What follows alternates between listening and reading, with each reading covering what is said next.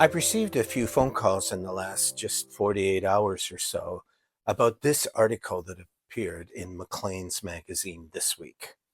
You can tell by the title it's pretty serious. Why are Canada's food banks collapsing? I thought I should maybe address this and try to see what the future of food banking is going to look like.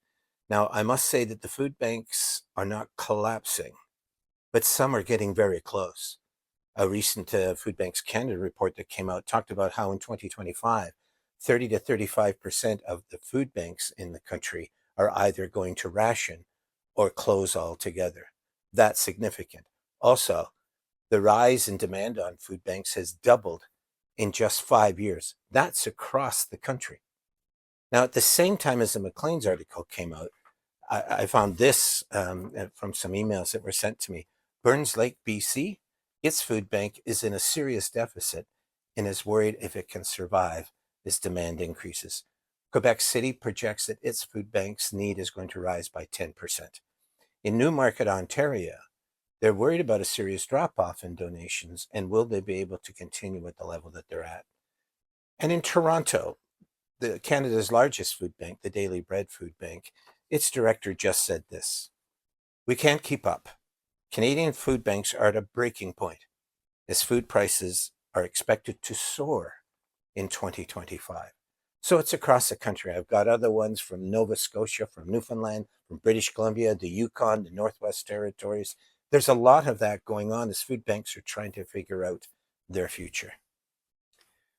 I should say, and I do want to speak as upfront as I can, the London Food Bank is not in that position.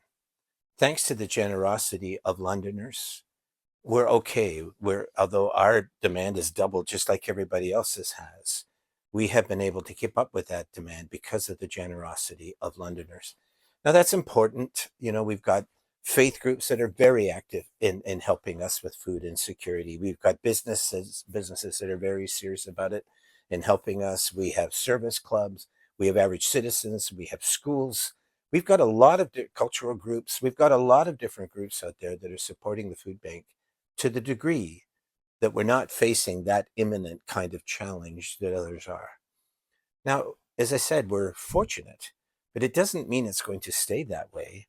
I mean, it's pretty obvious to us that if the need keeps growing in the way that it is, it's going to be hard for us to keep up with that in coming years. Now, is this any way we want to live our national life? That are supposedly Canada's national magazine, Maclean's magazine, is saying our food bank's on the edge of collapse. Really? And then we're also talking about housing. What's going on there? And we're talking about waiting lists at hospitals, and we're talking about people that can't get a family doctor. We understand that these are difficult times, but at the same time, just a couple of years ago, for the first time, Canada's gross domestic product, its GDP, reached $2 trillion.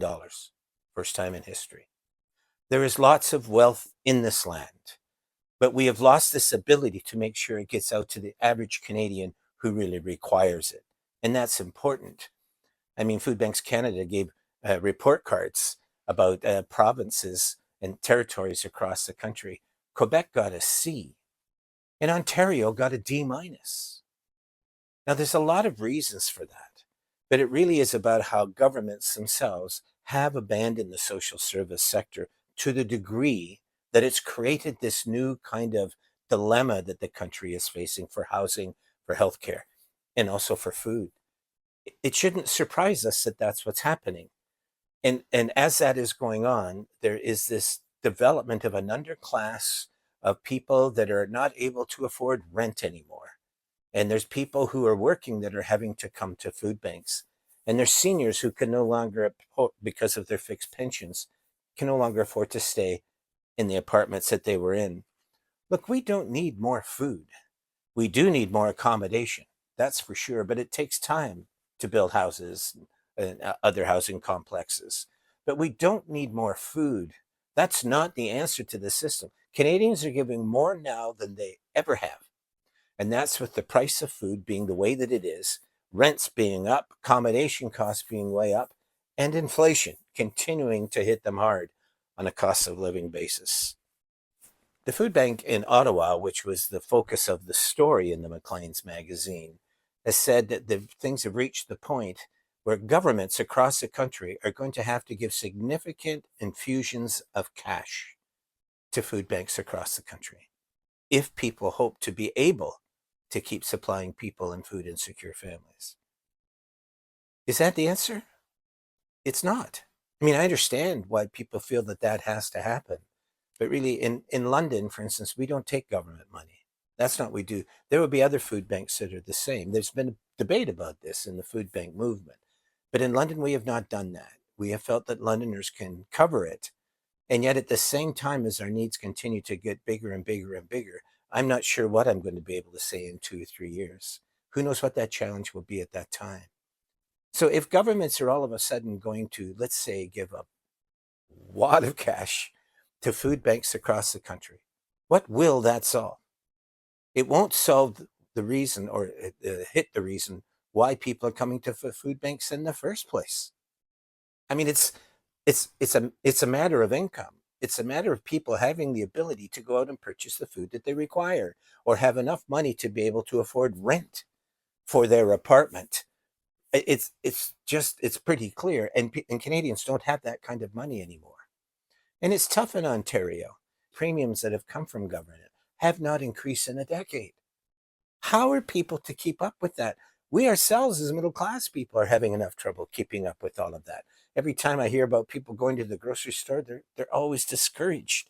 It's just the way that it is. Listen, we as a nation export $95 billion of processed food a year to the world. It's amazing. We are a food nation and we know it. But we're not feeding our own. It's pretty significant that 7.2 million Canadian households are food insecure, and 2.1 million kids in this country are food insecure. Now, like you, I like it when I see those ratings of countries around the world, and Canada's always in the top 5. And I get it. It's really, really great, but we won't be holding on to that by our fingernails, because when you look at it, we're not able to supply the basic needs that people have in our own country. We can't supply it to Canadians. This is really important.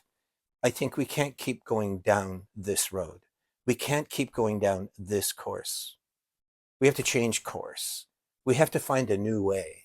Now, I'm no expert on housing or in healthcare or other things, but I can say around food that there's a real serious need for governments at all levels to take into account that you are living in a country that produces just billions of dollars worth of food, and yet you aren't able to feed people in the regions across the country.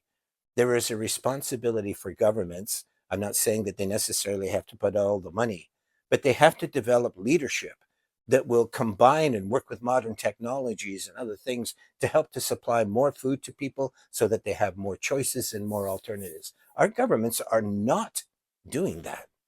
And in every province, food banks are in all sorts of difficulty.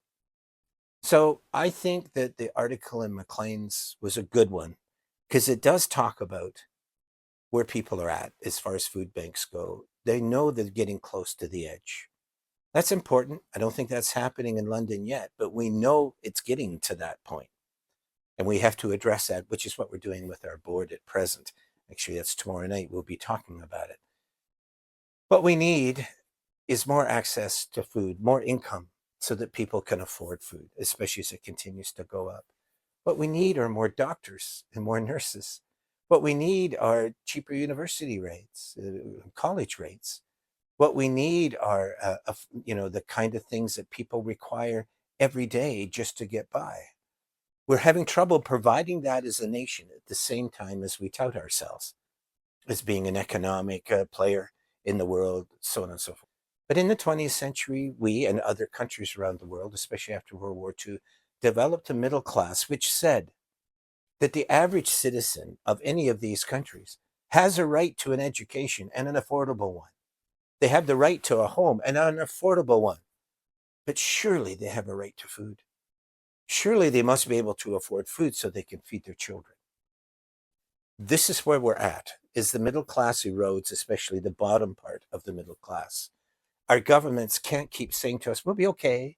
And they can't keep saying, we're going to focus on Donald Trump and the threat of terrorists. They have to do that. It needs to be done.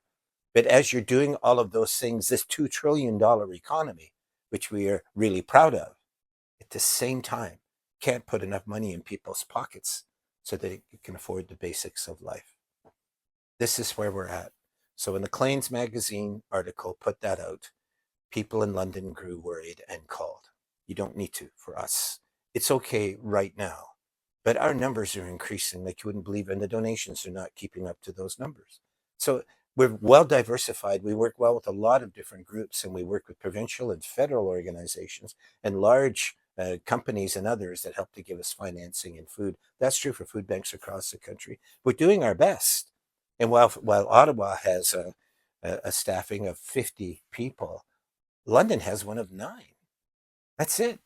But it's because we've got so many volunteers, Londoners who are there able to do the work, 3,000 on our database, and probably another 1,000 to 1,500 out in the community and helping us. So I think London is partly doing okay because we depended on London citizens not only to donate, but to do the work. And boy, have they done it. London businesses are the same. It's pretty awesome. Social service clubs, faith groups, and others, they really stepped up. It's important. But is this the system we want? Do we all honestly want a food bank that has this number double in the next few years, but has enough food to get by? Is that what we're looking at? Are we eventually looking at having, 4 or 5% of Canadian kids being food insecure, or 5 million Canadian kids being insecure? Is that what we want? Food bank numbers vary between 30 and 40% of their demand is on kids. It comes from kids. So we have something serious to do. We have to change course. And it doesn't matter. This is not a political video. It doesn't matter what government has been in power, Liberal, NDP, Conservative, or the Bloc in Quebec. And it doesn't matter what governments are in place federally as well. It's been something that's been growing for 40 or 50 years. And we've watched it happen. And now we're developing this kind of second-tier food system using food banks. And that is not the way to do it. We have the money to do it. What we don't have is the proper distribution of those funds to average Canadians who are just trying to live, find a place to eat, and find a place to live. Those things are basics. These things are the things that will have to be addressed in the next election. I thank Maclean's for doing that article about not just the Ottawa food bank, but food banks across the country, because you will see increasingly this year in the news about food banks cutting back or closing. And then we're all going to say, now what do we do? We better ask that now. And we better start pressing our leaders for change. We have to change that system so Canadians themselves can live up to this vaunted reputation as being one of the great countries of the world.